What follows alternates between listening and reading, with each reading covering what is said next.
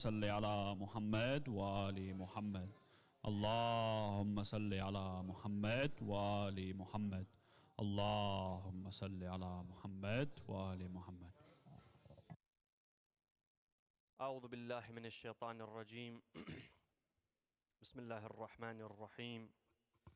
الحمد لله رب العالمين بارئ الخلائق أجمعين باعث الأنبياء والمرسلين،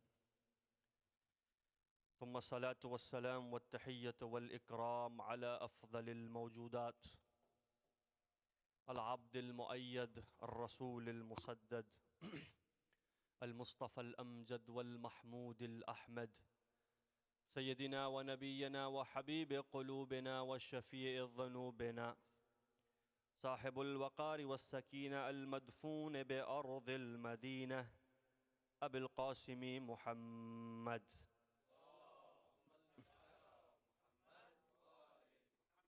وآله الطيبين الطاهرين المعصومين المظلومين، ولعنة الدائمة على أعدائهم أجمعين من الأولين والآخرين، آمين يا رب العالمين. فقد قال إمامنا جعفر بن محمد الصادق صلوات الله وسلامه عليه: أشهد أنك كنت نورا في الأسلاب الشامخة والأرحام المطهرة، لم تنجسك الجاهلية بأنجاسها. صلوات اللهم صل على محمد وآله. السلام عليكم جميعا ورحمة الله وبركاته. May Allah subhanahu wa ta'ala accept your amal, your ibadah, your worship. Allah inshallah give us tawfiq of His worship, His ibadah, and the tawfiq of the ziyarah of Abi Abdullah al-Hussein alayhi salatu wassalam. Al-Imam al-Sadiq alayhi salam, to his companion Safwan al-Jammal, he teaches him this ziyarah known as ziyarat waritha. And from that I recited a part. أشهد أنك كنت نورا في الأسلاب الشامخة والأرحام المطهرة. When he refers to the light of the Imams, especially Imam al-Hussein alayhi salam, he says, I bear witness that you were a light, kunta nur, you were a light in pure fathers and pure mothers. Yes? But we all know who the fathers of the Imams were, because it was the Imam before. You look at Imam al-Mahdi alayhi salam, it was his father, Imam al-Askari. You look at Imam al-Askari alayhi salam, it was his father, Imam al-Hadi. You look at Imam al-Hadi alayhi salam, it was his father, Imam al-Jawad. And Imam al-Rida and Imam Musa al-Kadhim, until you go to Imam Hassan, Imam Hussein, Imam Hassan, and then Amir al-Mu'mineen. So when it comes to, recite salawat please. Allahumma salli ala wa ali Muhammad wa ahsan. When it comes to the fathers of the A'imma, they are known. But when it comes to Ummahatul A'imma, we know very less. Yes? When it comes to the mothers of the Imams. Tonight I want to discuss or shed some light on the holy lady who is known as Sayyida Nargis Salamullahi alayha. Bibi Sayyida Nargis Khatun. When you go to Samarra for ziyarah, when you go to the shrine of Al-Askariyain, you have in that shrine 4 individuals buried. You see 4 graves. You see Imam al-Hadi, you see Imam al-Askari, you see Sayyida Hakima, and you see Sayyida Nargis. So you see 2 Imams, and you see Sayyida Hakima, who is the aunt of Imam al-Askari alayhi salatu wasalam, and you see Sayyida Nargis, who is the wife of Imam al-Askari and the mother of Imam al-Mahdi, al-Mahdi salamullahi alayha. But who is this Sayyida Nargis? Man hiya? Wa min ayna hiya? And where is she from? What is her history? What is her tariq? Yes? We know for a fact that Sayyida Nargis occupies a very important position in the Tariq of Islam. When it comes to the women of Ahlul Bayt, the amount of hadith that we have for Sayyida Fatima, we have for no one. But then after Sayyida Fatima, we have hadith of Fada'il for Sayyida Khadija, Sayyida Zainab, Sayyida Ma'asuma, and Sayyida Nargis. Did you know? Almost all of A'immah, the majority of the Imams, have commented or said something about Sayyida Nargis. Yes? This is amazing. This is a lot. Imagine one Imam said something about you. Then imagine 7, 8, 9 Imams say something about this lady, Sayyida Nargis. Let me give you a hadith.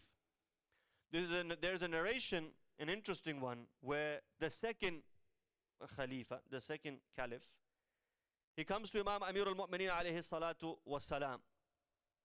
فقال أخبرني عن المهدي ما اسمه.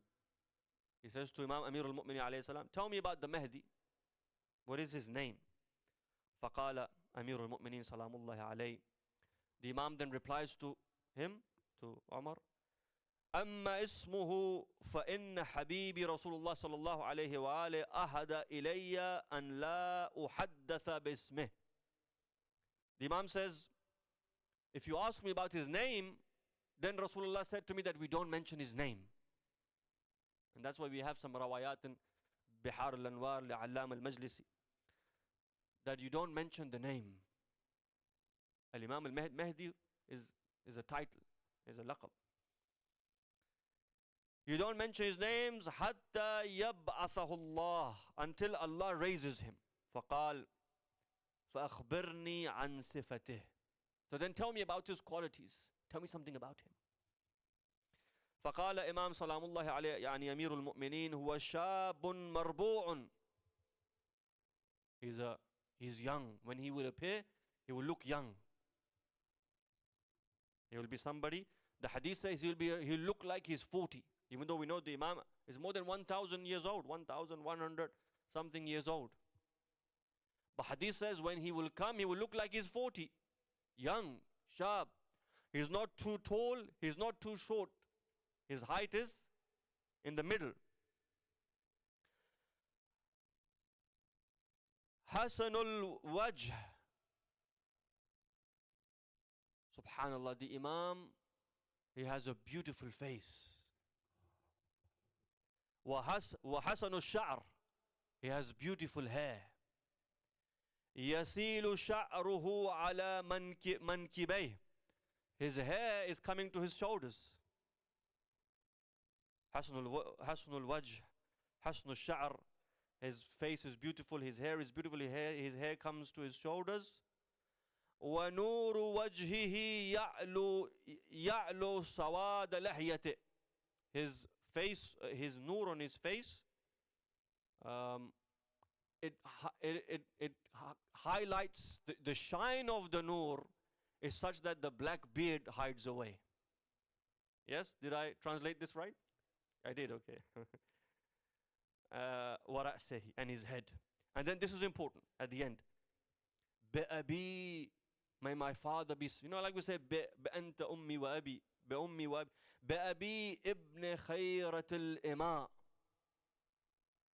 May my father be sacrificed for the son of the best of maids, of the best of women. من هي خيرة الإماء السيدة نرجس. That's one hadith from Imam Ali alayhi salam. We have a similar hadith from Rasulullah. We have a similar hadith from Imam al-Hasan. And we have a similar hadith from Imam al-Muhammad al-Baqir alayhi salam. But what does the narration say? When you look at the life of Sayyida Nargis, number one, let's look at her names. When you go to the books of history, the Mu'arrikhin, they have written different names for a Sayyida Nargis. Some say Nargis, Some say Sayqal, some say Malika, some say Susan, some say Hakima. Is also a name. It's Ba'id, it's far, but these names are mentioned in the books. They say she has so many names.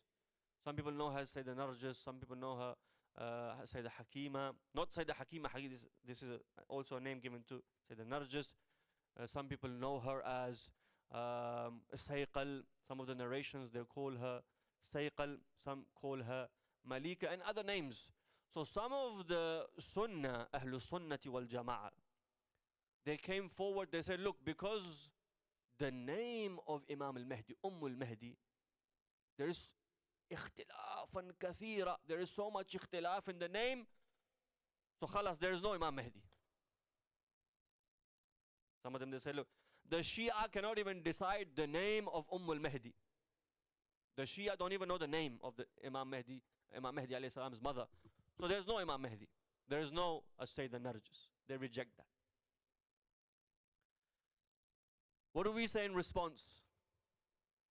We say there is even more ikhtilaf upon the name of Abu Hurairah, but nobody denies him. He is the biggest rawi of the hadith of Ahlul Sunnah, the Kutub al-Sihah, okay, Sihah Sitta. But nobody denies Abu Hurairah. What is Abu Hurairah's name? Does anybody know Abu Hurairah's name? There are 30 aqwal, 30 names given for him in history, and nobody knows which one is the correct name. Abdurrahman, Abd Shams, Abdullah, Abd Ghanam, Abd Fulan. Nobody knows. But does anybody say that he doesn't exist? So then why this for Imam Mahdi alayhi salam's mother, al-Mahdi, salamullahi alayha? So we say just because there is ikhtilaf in the name is not enough to reject a shakhsiyah, a personality. Number two, in the words of Marhum Ayatullah Said Muhammad al-Sadr, he used to say that the names of the Imam al-Mahdi alayhi salam had different names on purpose. This was part of the design of al-Muhammad. This was part of the plan of al-Muhammad. You know why? Because Bani Abbas were looking for her. Like they were looking for Musa. Remember Pharaoh was looking for the mother of Musa. Where is the mother of Musa? Find her and kill her. Bani al-Abbas were looking for the wife of Hassan al-Askari, Hassan ibn Ali, his wife. Who's his wife? Because they knew that there will be a child who will be born. So they wanted to kill. So what did the Imam do? Said Muhammad Sadr. He says that the Imam would change names to confuse them. Who is Nargis? Who is Sayqal? Who is Susan? Who is Hakima? Who is Malika? Which one is the mother? Which one is the sister? Which one is the wife? Which one is who? So he says this was done as part of the plan of Imam al-Askari alayhi salam in Samarra. So that there is a confusion, to confuse the authorities, to confuse the hukam, the khalifa. Because we don't know which one it is. And so this way the identity of al-Mahdi alayhi salam was hidden. Nobody could pinpoint for sure who is the mother. Another reason is that these are not all names. Some of them are titles. You remember like Imam al-Hussein alayhi salam, all of the daughters of Imam al-Hussein alayhi salam were known Fatima. But he gave them titles. Fatima to Kubra, Fatima to Sughra, Fatima to Wusta, Fatima to Ukhra. Yes? They had titles, but their names were one. In the same way here, it is possible these are titles. It's not confirmed that they're all names. If there are names, they're also titles. You can have title. Another reason is that it's from the iffah of Al Muhammad, that they would not share their real name. Out of the chastity of Al Muhammad, they would not share the real name of their women. Al Muhammad were protective about their women. Not only did they not come out, there was even a confusion. So the Zainab Salamullahi alayha's name, is it Zainab? Is it Kulthum? Because nobody knew. Amir al-Mu'minin alayhi salam had a daughter in Kufa. They would keep them indoors. Anyway, the most popular and the most famous and mashhur and ma'roof name this is associated with her is a Sayyida Nargis. And wallah, she's no small personality. You know, the ulama say, when you go to Samarra, make sure you make tawassul with her. Innaha mujarraba. Your du'as, your hajat are accepted. The ulama say, if you have a haja, if you have a dua, if you have a prayer, if you have a desire, you've been making dua, is not accepted, ask Allah. Bihaqqi as-Sayyida Nargis. In the name of the mother of Imam al-Mahdi alayhi salam. Rasulullah says the same. May I be sacrificed for Ibn Khayrat al-Ama. In one hadith, Imam Amir al-Mu'minin alayhi salam is sitting, Imam Hassan enters, he says, Marhaban bika yabna Rasulillah. As you know, Imam Ali ibn Abi Talib would not call Hassan and Hussein as his sons. He would call them as the sons of Rasulullah. In one of the battles, when he would send his son Muhammad Hanafiya to go and fight in Jamal, he said, go and fight the forces of Aisha. Go and fight. Go and fight. And Muhammad says, Ya Amir al-Mu'minin, oh father, you also have Hassan and Hussein, but you're telling me all the time to go fight. Imam Amir al-Mu'minin says, you are my son. They are the sons of Rasulullah. You are my son. He says, you are my hand. In one hadith says, you are my hand. Hassan and Hussein are my eyes. And I protect my eyes with my hand. Recite salawat. Allahumma salli ala Muhammad. Now the question of her ethnicity, her origin. You know, we have many aqwal here. Sayyida Nargis, how did she get to Baytul Ismah? How did she get to the house of the Ahlul Bayt? Some of the narrations, there are a few options. Let me give you the options. Option number 1. Innaha Rumiyah. She was Roman. Okay? She was from Rome, the Byzantine Empire, the Roman Empire. 2. Annaha Nubiyah. From Africa, Sudan. Okay? 3. Maghribiyah, which is the Morocco area. 4. Sindhiyah, or Hind. Hindiya. Sindhiyah is an area which is today in Pakistan, but at that time it was Bilad Hind. But which one? Rumiyah, Rome, Sudan, or Nubia, Nubian, Sindh, or Maghribiya. Which one? The famous, you see, there is, here again, there are 2 famous reports. Al-Mashhur is that she is Rumiya, from Rome. And this hadith says that in the time of Imam al-Mahdi alayhi salam, there was a war between the Muslims and the Romans.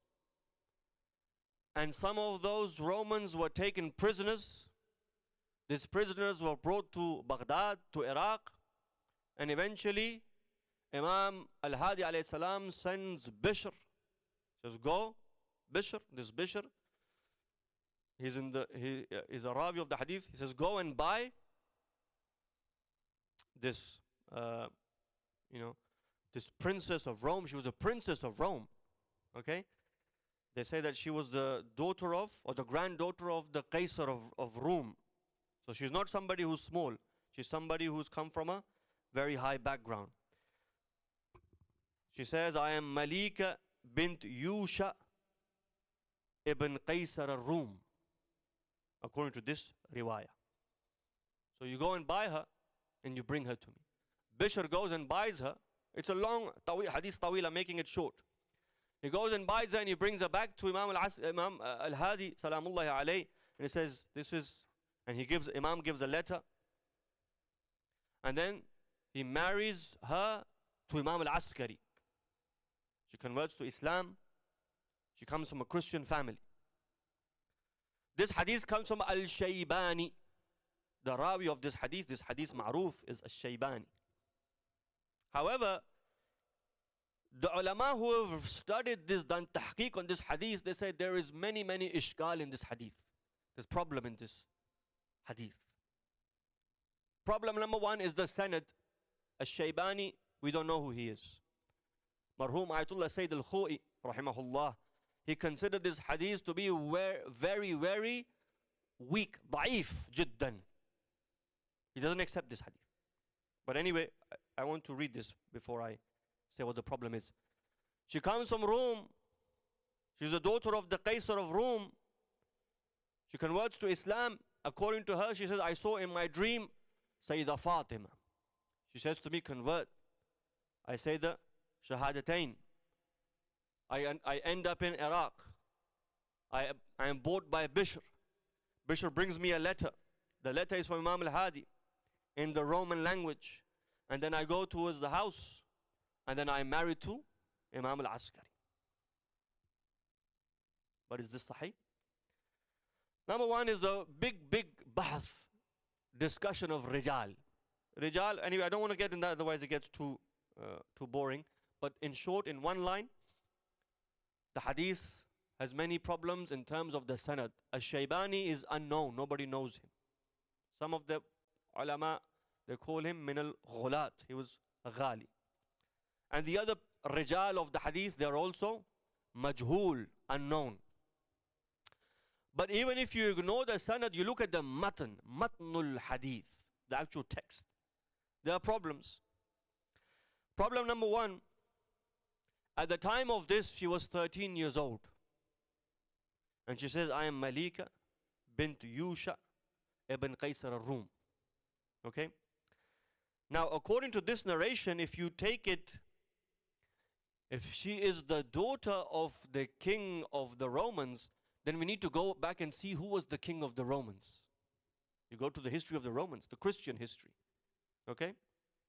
And the ulama who have studied this, they say, Sheikh Ahmad Salman, he says that in the lifetime of Imam al-Hadi alayhi salam, the year 258 after Hijrah, if you convert it to the Gregorian calendar, it's 868 CE. You know, just pay attention to this. And if you go back to the Byzantine Roman Empire, the king of that time was Michael III. Mikhail al-Thalith. Michael III. This Michael, they say that when his father was who? His father was Theophilus, Christian Roman king. He died. This Michael III was too young to be a king, so his mother ruled for some time until he grew up. So at the time that Theophilus dies, Michael is too young to rule. So if he's too young to rule, then how can he have a granddaughter at the same time in Iraq who's 13 or sometime after? Because if she's 13 and this is in 247, there's not many years for him to first grow up and then get married and then have a child, and from that child to have a daughter. Okay? So mathematically, it becomes another problem. Sanad, 1. And then in the hadith, which says she's from Rome, she also says that my father wanted to marry me to his nephew. But in Christian history, Michael, his family, he didn't have a nephew. He didn't have. They say that Theophilus only had one child. There was nobody around. He didn't have a big family. So this is the second problem of this matn, of this narration, that she is from, Sayyida Nargis is from Rome. And there's a lot of detail in it, but I want to keep it short and move on. So no Roman emperor. Number 3, the third problem is, the hadith clearly says that they came as captives. They were asir, and they were brought to Iraq. That year, or in that time, there was no war between the Muslims and the Christians and the Romans. So which war was this? Which harb was this? In which the hadith says that she was taken as a captive, as a prisoner, and then she was brought there, because we don't have any news or any historical account of a war that took place between the Muslims and the Romans. That's another issue with this hadith. And finally, if you were to conclude the fact that the Ravi of the hadith is unknown, the sanad is weak, we don't have any news of any war at that time, and also her age does not match the story of her father or grandfather and where she came from, it becomes very, very difficult to accept this narration. So then who is she as Sayyida Nargis, and where is she from? The hadith which suggests, the hadith which is the stronger narration, is that she was from Nubiyah, from Sudan, from Africa. This hadith is more authentic. This hadith comes from Sayyida Hakima, salamullahi alayha, who was in the house of Imam al-Askari alayhi salatu wassalam. In fact, the hadith says that she was born in the house of Sayyida Hakima and she was raised in the house of Sayyida Hakima. Hence, we have some hadiths that say, you remember when Ja'far, the uncle of Imam al-Mahdi alayhi salam, when Imam al-Askari alayhi salam was shaheed, Ja'far came out to do the salatul janaza. And then the hadith says that all of a sudden a 5-year-old boy, he comes out and he says to his uncle, Ya Am, this is for me. I will do the salah over my father. You know what the hadith says? The hadith says that a boy comes out that nobody had seen. Imam al-Mahdi emerges. He has long hair, curly, dark, and he has dark skin. Not your regular dark, not like dark, but very dark skin. So the Imam salamullah alayhi, according to this hadith, is somebody whose skin is dark. And he moves his uncle and he says, I will do the salah for my father. I have more haqq of this than you do. He does the salah and then he leaves and nobody sees him. The hadith said that Sayyida Hakim, and this hadith is much more authentic. It makes more sense. She was born a Muslim, not a Christian. She was born in Islam. She was raised in the house of Ismah. She was raised in the house of the Ahlul Bayt. But Sayyida Hakima, salamullah, Sayyida Hakima is no small individual. Sayyida Hakima is a huge personality. She was raised in the house of Sayyida Hakima. And when Allah chose Sayyida Nargis for Imam al-Mahdi, and Imam al-Askari says to Sayyida Hakima, stay here tonight, in the middle of Sha'ban, tonight Allah will bless me with a child. She says, with who? Says, with Sayyida Nargis. She goes to Sayyida Nargis, Sayyida Hakima goes, and Sayyida Nargis stands up, and she says, welcome. Ya Sayyidati. Sayyida Hakima says, no. Anti Sayyidati wa Sayyidati Ahl Bayti. You are my Sayyida and you are. She says, me? Why me? You are from al-Muhammad. He said, no, because Allah has chosen you to be al-Mahdi. Salamullahi alayhi. Allahumma salli ala Muhammad. Okay? And the other two again are weak and ulama have rejected. Maghribiya, Sindhiya. It is between these two. Either she's Roman or she's from Nubia. Okay? Nubian. The authentic one is Nubian. African. And at the end of the day, the color of the skin doesn't matter. Inna akramakum indallahi atqakum. Allah doesn't see black or white or brown or yellow. Allah subhanahu wa ta'ala sees the kamal and the virtues. When Imam Hassan enters upon Amir al-Mu'mineen, says, Marhaban bika ya ibn Rasulillah. But when Imam al-Hussein enters, in this hadith, Imam Hassan and Imam Hussein enter, he says, welcome, O the son of Rasulullah, to Imam Hassan. But when Imam Hussein enters, he says, Abi, again, same thing. May my father be sacrificed for you. And for who? The son of Khayrat al-Ima. Ibn Khayrat al-Ima. The son of the best of the maids, the best of ladies. And so we have so many hadith in praise of Sayyida Nargis that you really have to be foolish to ignore this personality. Like you have hadith for Sayyida Zahra, and you have the hadith for other women of Ahlul Bayt. Sayyida Nargis has come up again and again and again. In one hadith from Rasulullah, he says, the son, this is from Al-Kafi, the son of Khayratul Ima, the one who is Nubiyah. So who is this? He says he is the one who will come, who will fill this earth with adl, with justice. Finally, last point or two is what happens to Sayyida Nargis after Ghaibah. Imam Hassan Askari is killed. When Ja'far sees that there is a boy, there is a son, the news reaches Bani Abbas. They send soldiers to the house in Samarra. Imam al-Mahdi alayhi salam runs towards the Sardab al-Ghaibah.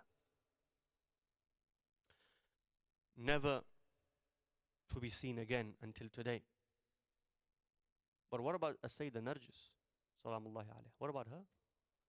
Did you know Sayyida Nargis was put into the sijn of Bani al-Abbas for 7 years? The life of Sayyida Nargis after Ghaibah became very difficult. Imam al-Askari, Shaheed. Imam al-Mahdi, Ghaiba al-Sughra. Sayyida Nargis, prison, in the sijn, in the sujoon of Bani al-Abbas. Until one day she escapes. The history says that she escapes from prison. They get busy with something, she escapes. And when she escapes, in all of that land in Samarra, she did not have a house to go to. She was homeless. Until the family of Nawbakhti, the Nawbakhti family, from which come one of the Nawab al-Arba'a, come from this family. This family took her in and they hid her in the house. Until she lived there for a number of years. But what's important is that even when she was in prison and then later outside, she had established a network of women who would be guardians in Ghaibah. You know, there was a time somebody came to Sayyida Hakima. Sayyida Hakima was alive. And they said to her, somebody said, I came to the house of Al-Muhammad. I saw Sayyida Hakima. She was behind a veil, behind a curtain. And I said, who are you? She said, I'm Sayyida Hakima. He says, tell me your I don't know, I can't see you. So tell me your Imams. She tells the name of the 12 Imams. He says, okay, in the Ghaiba, who do we refer to? Who do we go to now? This was right in the early days of Ghaiba. Who do we go to in Ghaiba? You know what she says? She says, you can speak to me. You can speak to Sayyida Nargis, a woman. He said, we speak to women? You can speak to Imam al-Askari alayhi salam's mother, the mother of Imam al-Askari alayhi salam. She was very active. And then Sayyida Hakima says, yes. Like after Imam al-Hussein alayhi salam, they used to come and ask Sayyida Zainab. Yeah? So Sayyida Nargis, Sayyida Hakima, the mother of Imam al-Askari alayhi salam, they had a network where they would speak with Shia. They would keep them on the track of Imam al-Mahdi. They would not let them lose the aqidah or the belief of Mahdawiyah. They would answer their questions. They would be at their service to help them, to answer their questions so that they do not lose faith. Until it came to a point she was arrested again, the mother of Imam al-Mahdi, and she went into prison, and this time she died in prison. So the life of Sayyida Nargis was indeed very difficult life. To the extent that they would ask her, where is your son? You know, if you can't get hold of the son, you get hold of the mother. And you ask her, you question her, you make her life hard. That's what they used to do. She would say, I don't know. But this was the life, and this is an individual, Sayyida Nargis, who's highly praised in the rawayat of al-Muhammad. Recite salawat, please. Allahumma salli ala Muhammad. So we conclude, to end, Sayyida Nargis, the stronger and more reliable narration and hadith is that she was from Africa, number one. Number two, she was not a Christian who converted to Islam. She was born in Islam. She was born upon tashayyu'. She was born a Shia. Three, she was raised by Sayyida Hakima. Sayyida Hakima salamullahi alayha. She has maqam, laha maqam. From Imam al-Jawad alayhi salam, to Imam al-Hadi alayhi salam, to Imam al-Askari alayhi salam, to Imam al-Mahdi alayhi salam. How many Imams are around Sayyida Hakima? Sayyida Hakima is one of the noble ladies from amongst the ladies of al-Muhammad. She's not a small person. One of the noble ladies. You know, you have a senior person, you have a politician, you have the first lady, the second lady.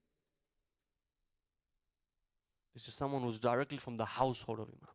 She raises Sayyida Hakima, who then is chosen to be the mother of the 12th and the 15th of Sha'ban, which you usually recite this on the birth of the 12th Imam.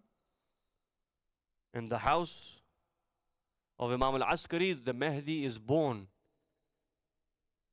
And would you know that even then Sayyida Hakima would not see her child all the time. Imam al-Mahdi was kept hidden. It's beyond our understanding how difficult the surveillance was at that time. We don't understand that. We don't have an idea. So the Nargis, Imam Mahdi is born, but she gives him to Imam al-Askari. And Imam al-Askari hides him. One of the narrations states that Imam Askari, salamullahi alayhi, he gives Imam al-Mahdi to Jibra'il to take away. She didn't see him. Every now and then she may see him. Nobody saw him. Because the surveillance, the spying was such, the taqiyya was at such a level that it was beyond imagination how Imam al-Askari was living. And now you understand why the Imam had to go into ghaibah. We pray to Allah Tabarak wa Ta'ala that Allah Subhanahu wa Ta'ala ends this ghaibah as soon as He can. Ya Rabb al-Alameen, we ask you bihaqq as-Sayyida Nargis salamullahi alayha, you accept our hajat and our dua, Ya Rabb al-Alameen. We ask in the name of al-Mahdi salamullahi alayha, those who have illnesses, Ya Allah, you give them shifa ajila wa kamila, Ya Rabb al-Alameen. Those who have passed away, al-Marhum al-Doktor al-Najjar who passed away, and other marhumin who have passed away, and shuhada. Ya Rabb al-Alameen, you raise them fil Jannah ma ahli al-Bayt alayhim salawatullah alayhim ajma'een. We ask you, Ya Rabb al-Alameen, this year you grant us tawfiq of the ziyarah of Karbala Abi Abdullah al-Hussein, and in akhirah shafa'at al-Hussein alayhi salatu wassalam. We ask you, Ya Rabb al-Alameen, all the mu'mineen, mu'minat who are here, you accept your du'as, you increase in their tawfiqat, this Husseiniya, this center, the volunteers that continuously serve here, Ya Rabb al-Alameen, you increase in their tawfiqat, you increase in their barakah, you increase in their maghfirah and rahmah, with the loudest of your salawats ala Muhammad wa ali Muhammad.